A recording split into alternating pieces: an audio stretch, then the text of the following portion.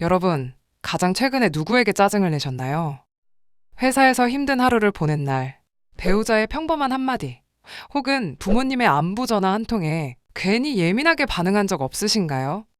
저도 그랬습니다. 이상하죠. 나에게 가장 소중한 사람에게 가장 쉽게 예민한 말이 튀어나오는 거니까요. 이 영상을 끝까지 보시면 마음속에서 미안한 마음과 고마운 사람들의 소중함이 자연스럽게 떠오를 겁니다.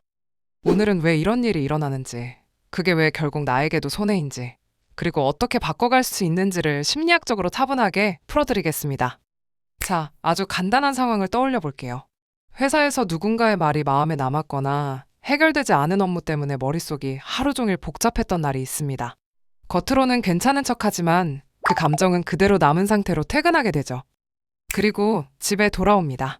배우자가 평소처럼 오늘은 어땠어? 하고 묻거나 부모님이 저녁에 안부 전화를 하실 수도 있습니다. 그런데 평소라면 아무렇지 않을 말들이 그날은 유난히 더 거슬릴 때가 있어요. 그리고 그 거슬림이 조금 더 쌓이면 나도 모르게 말투가 짧아지거나 평소보다 예민한 반응이 튀어나오기도 합니다. 왜 이런 일이 일어날까요? 심리학에서는 이런 감정이동을 감정치환이라고 부릅니다. 어렵고 표현했다가는 관계가 깨질 수도 있는 대상에게는 감정을 참지만 표현해도 안전한 사람에게는 무의식적으로 감정이 더 쉽게 흘러가는 현상입니다. 즉, 상사나 동료에게 말하지 못한 감정이 가족에게 이어지는 것처럼 보이는 이유가 바로 이것이죠. 두 번째 이유는 정서적 피로입니다. 우리는 하루 동안 참고 맞춰주고 조절하며 계속 감정 에너지를 소모합니다. 아침에는 별 문제 없던 말들이 저녁이 되면 훨씬 예민하게 들리는 이유도 여기 있습니다. 의지가 약해서가 아니라 감정을 관리할 힘이 이미 바닥나 있기 때문인 거죠. 그리고 세 번째는 애착의 역설입니다. 애착이론에서는 사람이 가장 편안함을 느끼는 대상 앞에서는 더 솔직하고 더 자연스러워진다고 설명합니다. 문제는 이 자연스러움 속에 피로와 예민함까지 함께 나온다는 점이에요. 그래서 마음속 감정이 가장 가까운 사람에게 먼저 도달합니다. 그런데 왜 이게 결국 나에게도 손해일까요? 가까운 사람에게서 나오는 예민한 말 한마디는 낯선 사람에게 들을 때보다 훨씬 오래 남습니다. 예를 들어 지나가던 사람이 무심코 던진 차가운 말은 그날 하루 기분이 안 좋다가도 며칠 지나면 잊혀질 수 있어요. 하지만 배우자나 부모님, 자녀에게 들은 예민한 말 한마디는 몇 주, 심지어 몇 달이 지나도 마음 한편에 남아 있습니다. 왜냐하면 그 관계 자체가 내 삶의 근간이기 때문입니다. 따뜻해야 할 관계에 작은 불편함이 반복되면 신뢰가 서서히 약해지고 점점 서로에게 마음을 여는 것이 조심스러워집니다. 그리고 감정을 치환한 뒤에는 꼭 후회가 따라옵니다. 저녁에 침대에 누워 하루를 돌아보면 왜 내가 사랑하는 사람한테만 이럴까? 아무 잘못도 없는데 하는 생각이 떠오릅니다. 이런 죄책감이 쌓이면 자신에 대한 실망감이 커지고 나는 왜 또 이럴까 하는 자책으로 이어집니다. 결국 자존감까지 흔들리게 되는 거죠.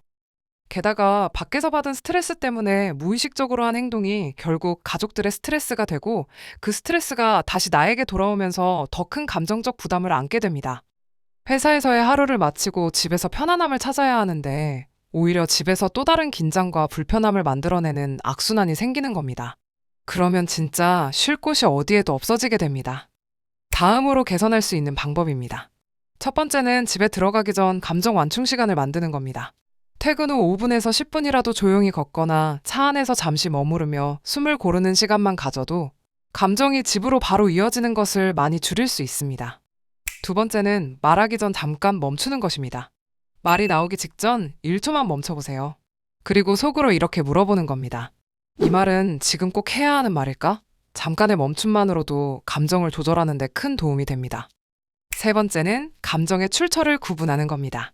감정이 올라올 때 이렇게 말해보세요. 이건 회사에서 온 감정이구나. 내 피로가 만든 반응이구나.